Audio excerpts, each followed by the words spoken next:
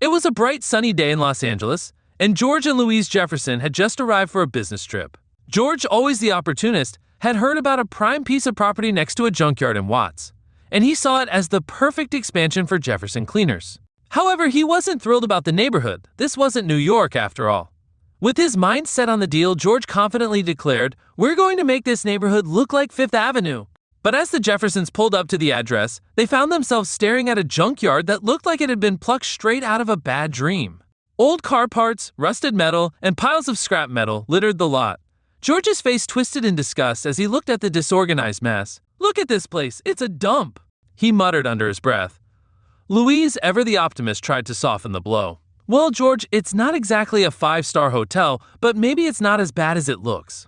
George was having none of it. "Louise, this place looks like a war zone, and I'm supposed to buy property next to this." As they made their way closer to the junkyard, they were greeted by a gruff voice. "Hey, hey, hey! You looking for some junk or just some good old trash talk?" Fred Sanford, the self-proclaimed king of junk, stood in front of them with a wide grin plastered across his face. "I don't need junk, Fred," George replied, clearly unimpressed. "I need a place for Jefferson Cleaners to expand, and you're sitting on prime real estate. But this..."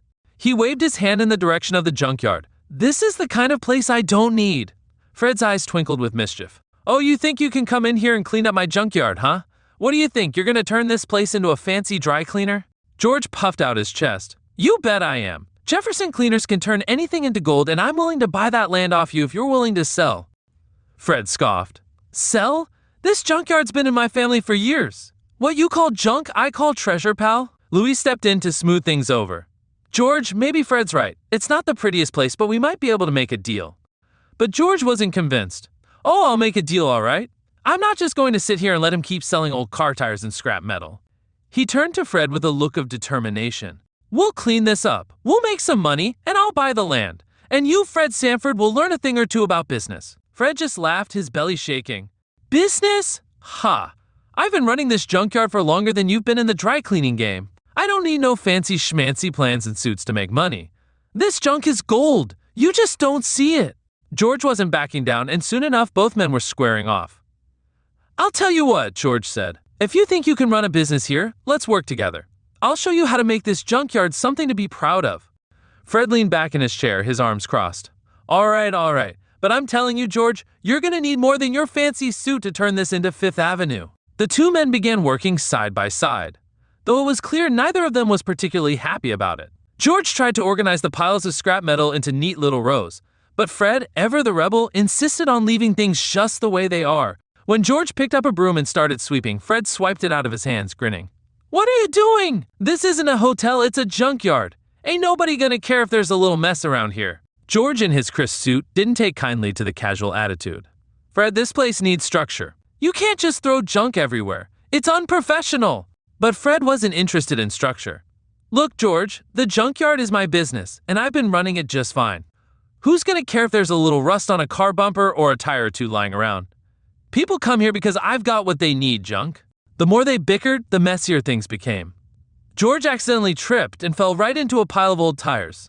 Fred, without missing a beat, burst into laughter. "Ha! Look at you, George! You're just a pile of high-class dirt now." George, covered head to toe in black rubber, stood up and glared at Fred. "That's it, Fred! I'm done!" He yelled, brushing himself off. "I can't work with you! This place is a disaster!" But Louise and Lamont, who had been observing from the sidelines, decided it was time to step in. "Hold on a second, you two," Louise said calmly. "You both started with nothing. George, you worked your tail off to build Jefferson Cleaners. Fred, you've been running this junkyard for years. Maybe you're not so different after all." Lamont nodded. "Yeah, Pops, George has got a point. Maybe we can clean up this place and it'll work for both of you." Fred took a deep breath, his eyes softening a little. "I'm listening, but I ain't changing my ways, George. If you want this junkyard cleaned up, you're going to have to deal with a little mess." George, now less frustrated, sighed. "I guess we can find some middle ground, huh?" The two men agreed to work together, despite their differences. They decided to focus on the positives. The junkyard wasn't as bad as George initially thought, and Fred realized that maybe a little bit of organization wouldn't hurt. Lamont and Louise were both surprised at how quickly the two men found common ground. As the day went on, they sat down for a barbecue in the junkyard, celebrating their newly formed partnership. Fred raised his glass. "To business, and to not getting caught in any more piles of tires." George laughed. "And to learning that maybe a little mess isn't such a bad thing after all." The Jeffersons and the Sanfords may have come from different worlds, but in the end, they found that their differences were just another way to learn from each other. As the sun set on the junkyard, George and Fred clinked their glasses, ready to take on whatever business challenges came next together. And so the two unlikely business partners, one from New York, the other from Watts, began a partnership that neither of them had ever expected. Through their humor, their challenges, and their growth, they'd found a way to turn their differences into something greater. The end.